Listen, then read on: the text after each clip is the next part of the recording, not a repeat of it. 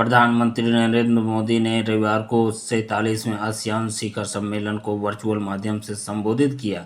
इस दौरान प्रधानमंत्री ने कहा कि भारत और आसियान देश मिलकर दुनिया की 25% जनसंख्या का प्रतिनिधित्व करते हैं, जो इस साझेदारी की मजबूती को दर्शाता है। उन्होंने कहा कि भारत और आसियान देशों के बीच गहरे ऐतिहासिक और सांस्कृतिक संबंध हैं। पीएम मोदी ने आसियान परिवार के साथ जुड़ने पर खुशी जताई और सम्मेलन की सफल मेजबानी के लिए मलेशिया के प्रधानमंत्री अनवर इब्राहिम को बधाई दी। प्रधानमंत्री ने कहा कि आसियान भारत की एक्ट ईस्ट पॉलिसी का मुख्य स्तंभ है और दोनों के बीच सहयोग क्षेत्रीय स्थिरता व समृद्धि के लिए अत्यंत महत्वपूर्ण है। उन्होंने जोर देकर कहा कि भारत और आसियान ग्लोबल साउथ के नेतृत्व करता और भारत हमेशा अपने मित्र देशों के साथ हर परिस्थिति में मजबूती से खड़ा रहता है। उन्होंने कहा, भारत कभी अपने मित्रों को मुश्किल समय में अकेला नहीं छोड़ता। जरूरत पड़ने पर भारत हमेशा उनके साथ खड़ा होता है। प्रधानमंत्री मोदी ने अपने संबोधन में तिमोर लेस्ते का आसियान के 11वें सदस्य के रूप में स्वागत किया।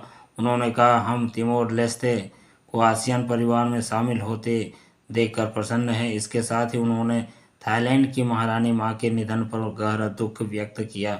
पीएम मोदी ने कहा कि भारत और आसियान न केवल भौगोलिक रूप से जुड़े हैं, बल्कि साझा इतिहास और संस्कृति और मूल्यों से भी एक दूसरे से गहराई से जुड़े हुए हैं।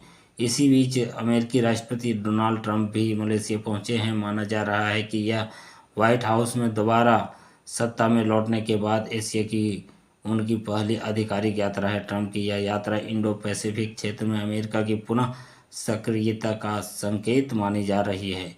सूत्रों के अनुसार शिखर सम्मेलन के दौरान अमेरिकी टैरिफ और व्यापार नीतियों पर चर्चा हो सकती है, क्योंकि इन नीतियों का असर कई एशियाई अर्थव्यवस्थाओं पर देखी जा रहा है। इस वर्ष का आसियान शिखर सम्मेलन ऐतिहासिक माना जा रहा है, क्योंकि लगभग 26 साल बाद इस संगठन में एक नया देश शामिल हुआ है। पूर्वी तिमोर लेस्ते को औपचारिक रूप से आसियान का 11वां सदस्य बना दिया गया है। लगभग 14 लाख आबादी वाला यह छोटा देश अब आसियान के व्यापार, निवेश और विकास ढांचे का हिस्सा बनेगा, जिससे दक्षिण पूर्व एशिया में क्षेत्रीय एकता और सहयोग को नई दिशा मिलेगी।